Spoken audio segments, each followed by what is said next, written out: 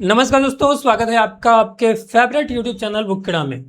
दोस्तों, अगर आपके साथ ऑनलाइन ठगी हुई है तो घबराए नहीं, क्योंकि अब आरबीआई मुआवजा देगी। तो क्या है खबर, आइए देखते हैं। दरअसल आरबीआई ने नोटिस किया कि पिछले कई सालों से जो है ऑनलाइन जो ठगी है ये बहुत तेजी से बढ़ गई है। और आरबीआई ने ये भी नोटिस किया कि ये जो ठगी हो रही है वो ज़्यादातर 50,000 या 50,000 से कम जो है अमाउंट जो है के रूप में होता है।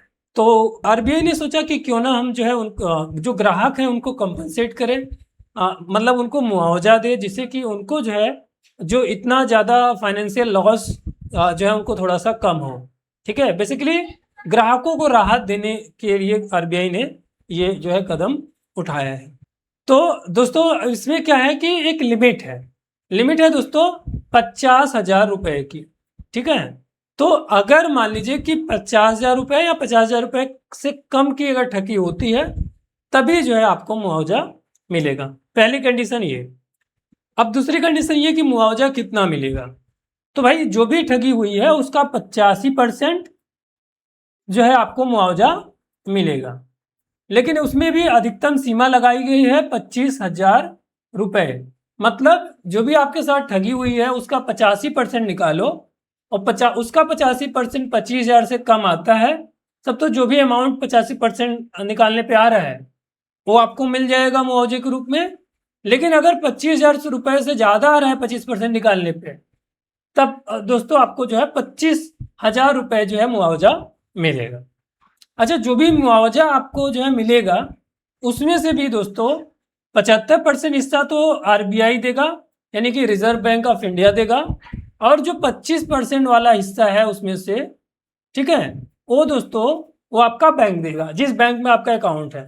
ठीक है, यानी कि आपका जो मुआवजा है, आपको जो भी मुआवजा मिलने वाला है उसका 75% आरबीआई और 25% जो बच रहा है वो आपका बैंक देगा, जिस बैंक में आपका अकाउंट। दूसरी चीज, आरबीआई ने यह भी बताया कि अगर मान लीजिए कि ओटीपी या यूपीआई पिन फ्रॉड तरीके से आपसे ले लिया जाता है, यानी कि आप खुद नहीं डालते हो, तब तो आपको ये मुआवजा मिलेगा। लेकिन अगर ग्राहक स्वयं से पिन डालता है तो उसको जो है ये मुआवजा नहीं मिलेगा। ठीक है, आरबीआई ने बताया कि 5 दिनों के अंदर आपको जो है रिपोर्ट करना पड़ेगा। मतलब जब भी आपको फ्रॉड हुआ, फ्रॉड होने के 5 दिन के अंदर आपको रिपोर्ट करना पड़ेगा, तभी आपको जो है मुआवजा जो है मिल सकता है, नहीं तो नहीं मिल पाएगा। ठीक है, अब दूसरी चीज ये आई दोस्तों कि अगर शिकायत करने के बाद भी अगर मान लीजिए कि आपके अकाउंट से फ्रॉड हो जाता है तो दोस्तों, अगर शिकायत करने के बाद क्या होता है कि पूरी जिम्मेदारी बैंक की हो जाती है। तो शिकायत करने के बाद अगर पैसा जो भी आपका फ्रॉड तरीके से करता है वो पूरा पैसा जो है आपको बैंक वापस करेगा।